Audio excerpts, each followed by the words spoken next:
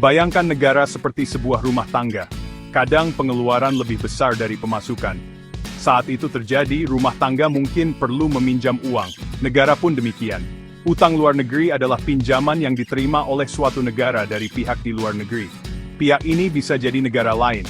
Bisa juga lembaga keuangan internasional seperti Bank Dunia atau Dana Moneter Internasional, atau bahkan dari perusahaan swasta asing. Pinjaman ini bukan sekadar uang tunai.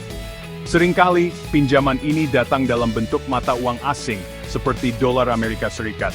Tentu saja seperti pinjaman pada umumnya, ada kewajiban untuk mengembalikannya. Pengembalian ini disertai bunga dalam jangka waktu yang telah disepakati bersama. Mungkin kita bertanya, mengapa harus meminjam dari luar? Bukankah negara bisa mencetak uang sendiri? Jawabannya tidak sesederhana itu. Mencetak uang terlalu banyak bisa menyebabkan inflasi yang sangat tinggi. Nilai uang akan anjlok, dan harga barang-barang akan melambung tak terkendali. Ini justru akan merusak ekonomi. Oleh karena itu, meminjam dari luar negeri menjadi salah satu pilihan yang lebih aman. Pinjaman ini digunakan untuk menutupi kekurangan anggaran atau membiayai proyek-proyek besar. Ini adalah cara bagi pemerintah untuk menjaga roda perekonomian tetap berputar. Terutama saat pendapatan negara dari pajak dan sumber lain belum mencukupi untuk semua kebutuhan yang ada. Konsep utang ini sebenarnya sangat umum dalam dunia ekonomi modern. Hampir semua negara di dunia memiliki utang, baik negara maju maupun negara berkembang. Ini bukan selalu pertanda buruk. Utang bisa menjadi alat yang sangat kuat untuk mendorong pertumbuhan. Sama seperti seorang pengusaha yang meminjam modal untuk membangun pabrik baru, pabrik itu diharapkan akan menghasilkan keuntungan yang jauh lebih besar dari utangnya. Begitu pula dengan negara. Utang yang dikelola dengan baik dapat digunakan untuk membangun infrastruktur, seperti jalan tol, pelabuhan, atau pembangkit listrik, yang pada akhirnya akan meningkatkan produktivitas dan kesejahteraan rakyat. Jadi, utang luar negeri pada dasarnya adalah dana yang dipinjam oleh pemerintah suatu negara dari kreditur di luar batas negaranya.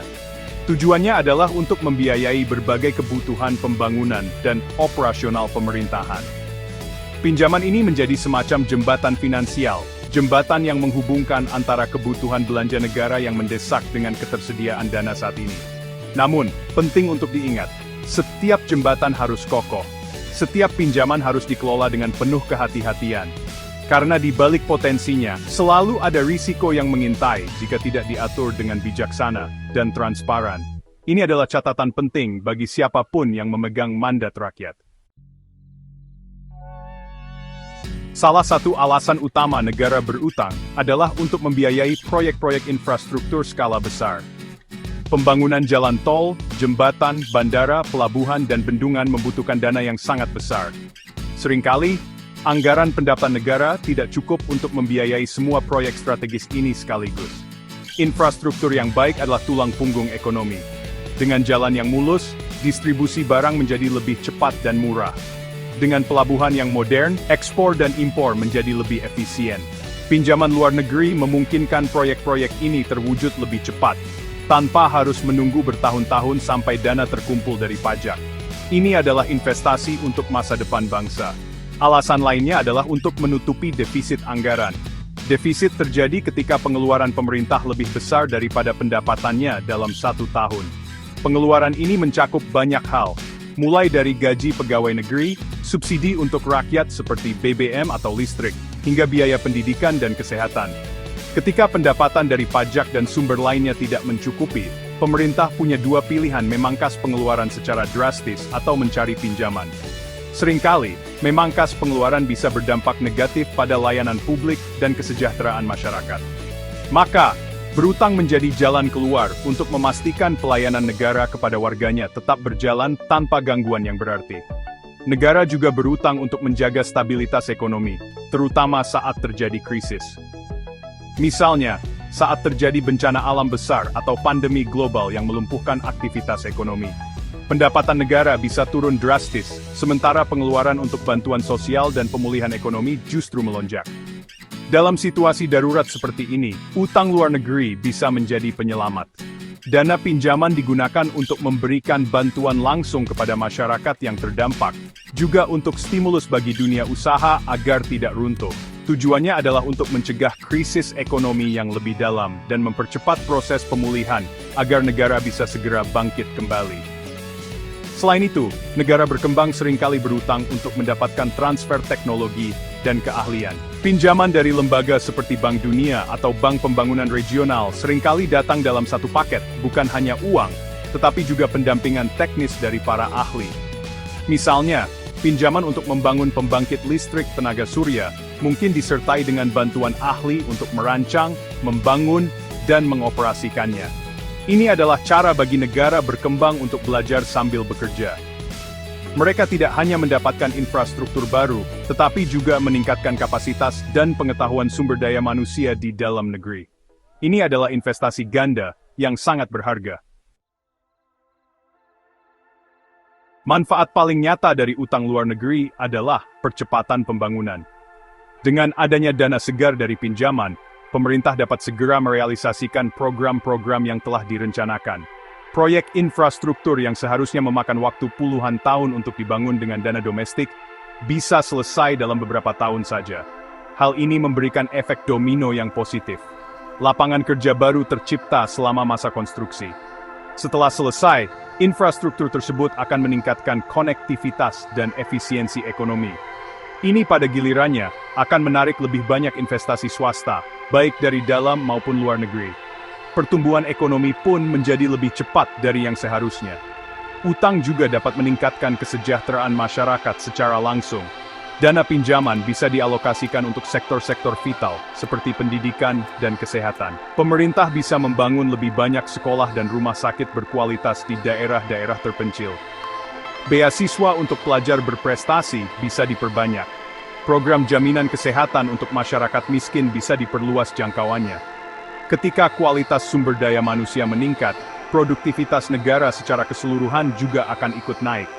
Ini adalah investasi jangka panjang yang hasilnya akan dirasakan oleh generasi-generasi mendatang. Utang menjadi alat untuk memutus rantai kemiskinan dan kebodohan. Namun, di balik manfaatnya, utang luar negeri menyimpan risiko yang tidak bisa dianggap remeh. Risiko terbesar adalah beban pembayaran kembali, yang terdiri dari pokok pinjaman dan bunganya. Beban ini harus dianggarkan setiap tahun dalam APBN. Jika porsi pembayaran utang terlalu besar, dana yang tersedia untuk belanja lain seperti pendidikan, kesehatan, dan infrastruktur akan berkurang. Ini bisa menjadi dilema. Negara harus terus membangun, tetapi di saat yang sama, juga harus disiplin membayar cicilan. Jika gagal bayar, reputasi negara di mata investor internasional akan jatuh, dan akan lebih sulit mendapatkan pinjaman baru di masa depan. Risiko lainnya adalah fluktuasi nilai tukar mata uang. Biasanya, utang luar negeri diambil dalam mata uang asing yang kuat, seperti dolar AS. Jika nilai mata uang domestik seperti rupiah melemah terhadap dolar, maka jumlah utang yang harus dibayar dalam rupiah akan membengkak. Misalnya, utang 1 juta dolar saat kurs Rp14.000 akan berbeda bebannya jika kurs melemah menjadi Rp16.000. Beban pembayaran dalam rupiah menjadi jauh lebih berat, padahal jumlah utang dalam dolarnya tetap sama. Risiko ini berada di luar kendali pemerintah, dan bisa sangat membebani anggaran negara, terutama jika pelemahan mata uang terjadi secara tiba-tiba dan drastis. Jika berbicara tentang negara dengan utang luar negeri terbesar secara nominal, Amerika Serikat seringkali berada di puncak daftar. Ini mungkin mengejutkan banyak orang. Bagaimana bisa negara adidaya justru memiliki utang paling besar? Jawabannya terletak pada status dolar Amerika Serikat sebagai mata uang cadangan dunia. Banyak negara dan investor global mau membeli surat utang pemerintah Amerika Serikat karena dianggap sebagai investasi yang paling aman. Kepercayaan yang tinggi ini memungkinkan Amerika Serikat untuk terus membiayai anggarannya melalui utang dengan bunga yang relatif rendah. Utang mereka yang besar juga mencerminkan ukuran ekonomi mereka yang raksasa. Besaran utang secara nominal tidak selalu menjadi tolok ukur yang paling akurat. Yang lebih penting adalah rasio utang terhadap produk domestik bruto atau kemampuan negara menghasilkan barang dan jasa. Sebagai contoh negara maju lainnya, Jepang memiliki rasio utang terhadap produk domestik bruto yang sangat tinggi, bahkan salah satu yang tertinggi di dunia. Namun, sebagian besar utang pemerintah Jepang dimiliki oleh warganya sendiri dan bank sentralnya. Hal ini membuat risikonya lebih terkendali dibandingkan jika utangnya didominasi oleh pihak asing. Ini menunjukkan bahwa struktur kepemilikan utang sama pentingnya dengan jumlah utang itu sendiri. Di kalangan negara berkembang, banyak negara juga memiliki tingkat utang yang signifikan. Tiongkok, misalnya, telah bertransformasi menjadi salah satu kreditur terbesar di dunia, tetapi juga memiliki utang domestik dan luar negeri yang besar untuk membiayai pertumbuhan ekonominya yang pesat. Negara-negara lain di Asia, Afrika, dan Amerika Latin juga banyak mengandalkan utang luar negeri untuk mengejar ketertinggalan pembangunan. Bagi mereka, utang adalah alat krusial untuk membangun fondasi ekonomi. Namun, mereka juga lebih rentan terhadap risiko fluktuasi nilai tukar dan perubahan kondisi ekonomi global, karena kapasitas ekonomi mereka belum sekuat negara maju. Jadi, perlukah utang dihindari? Menurut saya, utang tidak perlu dihindari secara mutlak, tetapi harus dikelola dengan sangat bijak dan transparan. Utang ibarat pisau bermata dua. Jika digunakan dengan benar oleh tangan yang ahli, ia bisa menjadi alat yang sangat berguna untuk memasak pertumbuhan ekonomi dan kesejahteraan.